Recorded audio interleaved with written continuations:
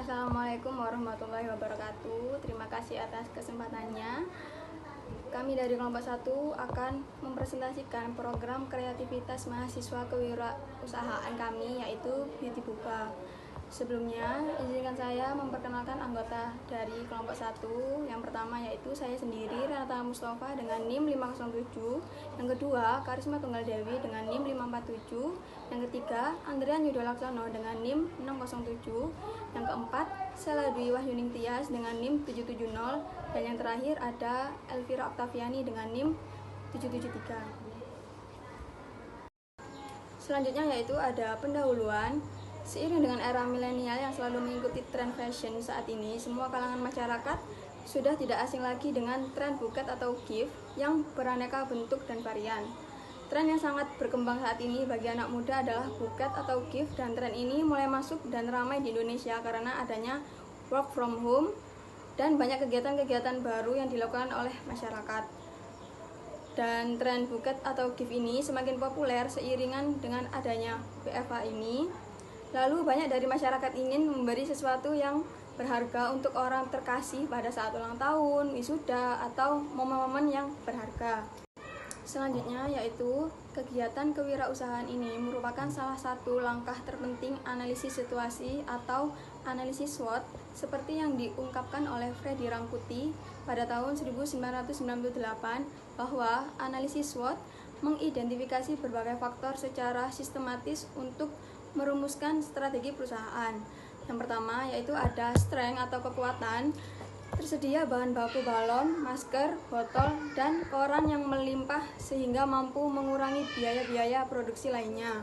Yang kedua, kualitas baik dan harga terjangkau mulai dari 85.000. Yang ketiga, produk memiliki desain yang unik dan tahan lama. Yang keempat, buket balon dapat dipadu-padakan dengan banyak barang seperti kerudung, uang, snack, dan lainnya sesuai permintaan. Dan yang terakhir, ramah lingkungan. Selanjutnya yang kedua, weakness atau kelemahan, yaitu ada kurangnya SDM yang ahli dalam membuat pot dari koran. Yang kedua, penggunaan kardus untuk kemasan rawan rusak saat pengiriman. Selanjutnya yang ketiga, ada opportunity atau peluang. Banyak orang yang tertarik dengan produk yang unik. Yang kedua, harga yang terjangkau. Dan yang ketiga, berkurangnya pengangguran. Selanjutnya, threats atau ancaman. Adanya akan semakin banyak yang meniru produk apabila produk sukses dipasarkan. Yang kedua, adanya pesaing dengan produk yang serupa akan tetapi dengan bahan baku yang berbeda. Dan yang ketiga, kurangnya daya beli masyarakat. Selanjutnya, ada rumusan masalah. Di sini rumusan masalah kami ada 3. Yang pertama, bagaimana cara memasarkan produk di masyarakat. Yang kedua, apakah dapat meningkatkan daya beli masyarakat dan meningkatkan pendapatan usaha tersebut. Dan yang terakhir, apakah semakin banyak konsumen yang akan tertarik akan produk yang dipasarkan. Selanjutnya akan dijelaskan oleh rekan saya. Terima kasih atas kesempatannya. Saya Karisma Tunggal Dewi dengan NIM 547 akan melanjutkan penjelasan dari rekan saya, yaitu tentang luaran kegiatan. Luaran kegiatan yang diharapkan pada produk ini dapat meluas dan diketahui oleh banyak orang, terutama dalam mencari kado yang unik dan ramah lingkungan. Dengan menciptakan produk ini akan menghasilkan produk yang lebih baik sehingga dapat memenuhi ekspektasi pasar maupun dapat menarik banyak konsumen untuk membeli buket balon sebagai kado untuk orang terdekat sebagai penyemangat atau ucapan selamat, dan secara tidak langsung konsumen juga ikut turut menjaga lingkungan dengan membeli produk sehingga mengurangi sampah dari botol plastik, limbah masker, dan koran. Untuk keluaran produk ini diharapkan untuk dapat mengurangi sampah, limbah plastik, dan juga untuk membuat barang yang ramah lingkungan. Selain itu juga dengan adanya produk ini dapat diharapkan mendukung program pemerintah dalam pengelolaan sampah yang menggunakan sistem yaitu reduce, reuse, dan recycle. Selanjutnya yaitu manfaat kegiatan. Manfaat yang diperoleh dari penggunaan buket balon sebagai gift atau kado kepada orang terdekat untuk penyemangat atau ucapan selamat. Beauty Boba sendiri memiliki keunggulan dari segi kekuatan karena produk yang kami buat tahan lama dibandingkan dengan buket lainnya. Jika dibandingkan dengan pesaing, produk kami lebih fleksibel karena produk buket balon ini di dalam potnya bisa diisi dengan barang yang sesuai dengan permintaan dari pembeli. serta sebagai sarana untuk mengurangi pengangguran dengan membuka lapangan kerja yang baru dan memanfaatkan bahan baku yang berlimpah di sekitar menjadi produk yang berbeda dan unik. Selanjutnya yaitu gambaran umum rencana usaha. Produk yang kami buat ini adalah memproduksi bucket balon yang terbuat dari balon, masker bekas, koran, dan mengurangi sampah plastik yang cukup banyak. Manfaat dari produk ini adalah penggunaan bucket balon sebagai gift atau kado kepada orang terkasih. Selain itu, produk kami juga memiliki bentuk yang unik dan tahan lama serta memiliki pot yang dapat diisikan barang sesuai dengan permintaan dari pelanggan. Seperti yang dapat kita ketahui, sampah yang berasal dari plastik sangat banyak ditemukan di sekitar. Dan selain itu juga, sampah plastik sukar untuk diuraikan oleh tanah sehingga kami mencoba membuat sebuah produk baru yang ramah lingkungan dengan harapan mengurangi sampah plastik. Selain itu, sesuai dengan survei pasar untuk kelayakan usaha ini, kami mencoba menganalisisnya melalui metode STP, yaitu segmentation, targeting, dan positioning. Yang selanjutnya yaitu strategi 4P, produk, price, place, dan promotion. Yang pertama yaitu produk. Beauty Boba adalah nama produk yang akan kami pasarkan. Produk yang memiliki karakteristik balon namun tidak monoton. Buket balon yang kami produksi memiliki beberapa variasi seperti dipadukan dengan foto, bunga, dan sebagainya sesuai dengan permintaan dari pembeli. Keunggulan dari produk kami yaitu harga yang berbeda dari yang lain dan kualitas yang baik. Produk kami identik dengan balon, akan tetapi kreativitas dari kami dapat memunculkan ide kreatif yang kami curahkan pada produk Beauty Boba. Yang kedua yaitu price. Kami menentukan harga jual yang kami pasarkan sebesar Rp85.000. Kami dapatkan dari perhitungan analisis keuangan. Kami memiliki tujuan untuk menjual produk kami di bawah harga pasar. Harga pasar untuk bucket balon adalah sekitar 100.000 sampai dengan 150.000. Namun dengan kualitas bahan yang kurang baik dan fungsi yang kurang optimal. Yang ketiga yaitu place. Untuk tempat distribusi awal dan pengenalan produk, kami menggunakan media sosial Instagram dan marketplace Shopee.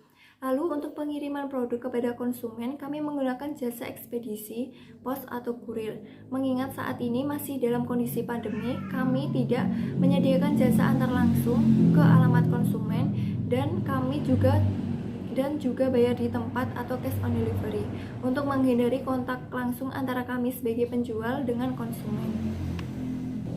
Lalu yang keempat yaitu promotion.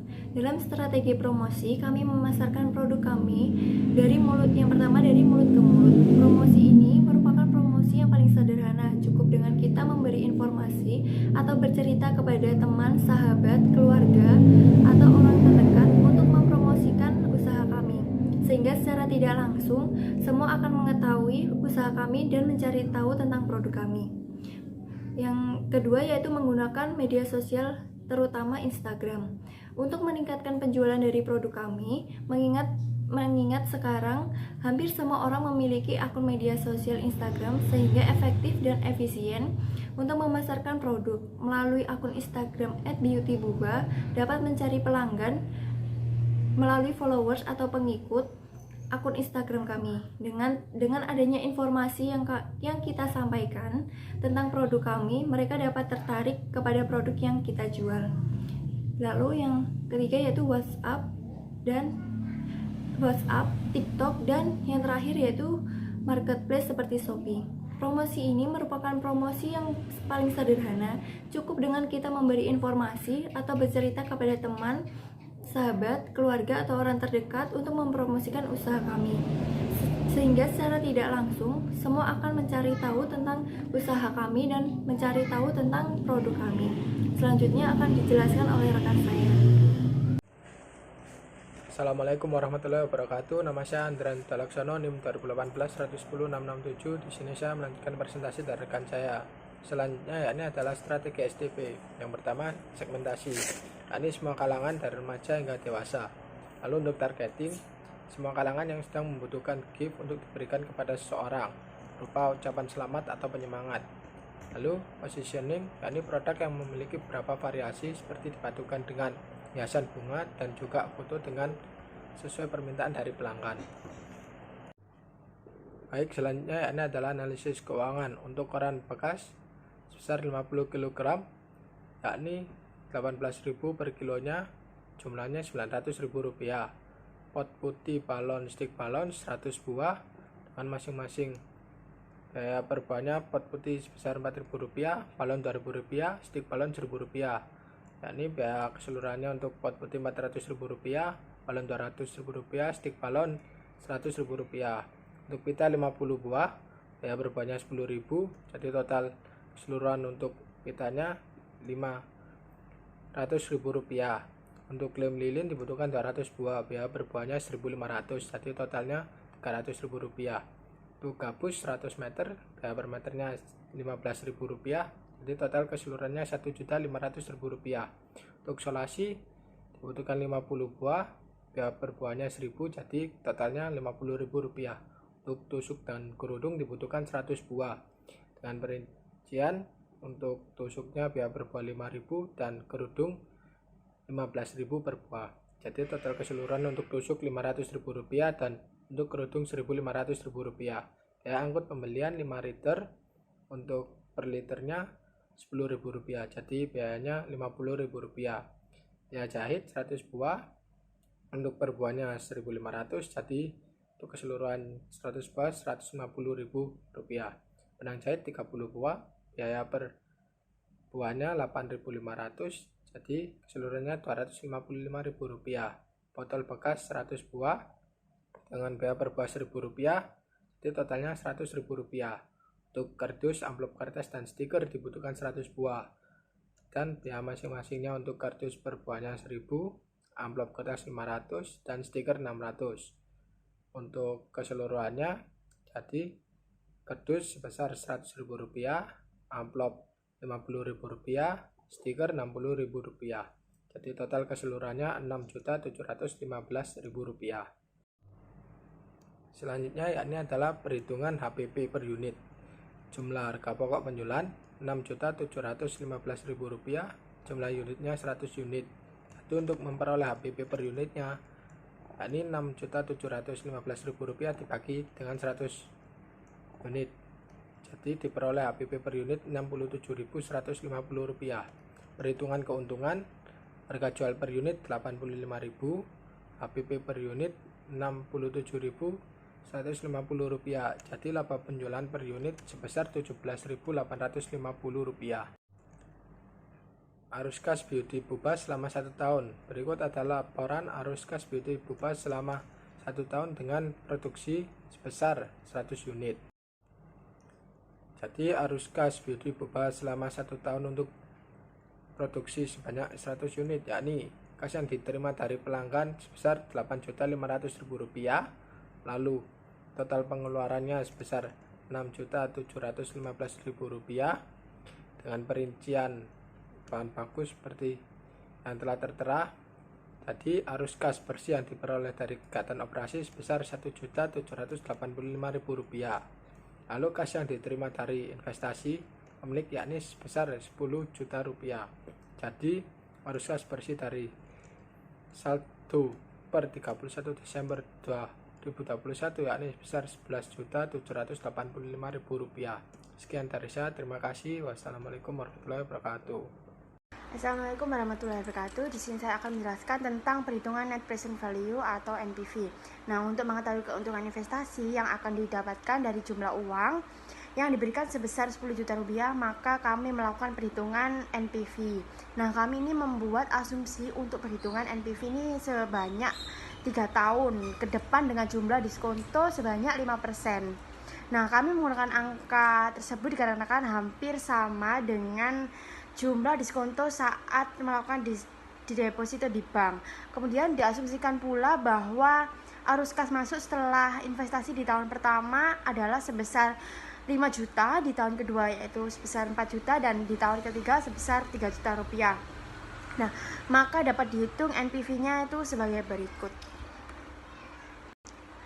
Nah, berikut adalah perhitungan NPV pada tahun pertama, kedua, dan ketiga.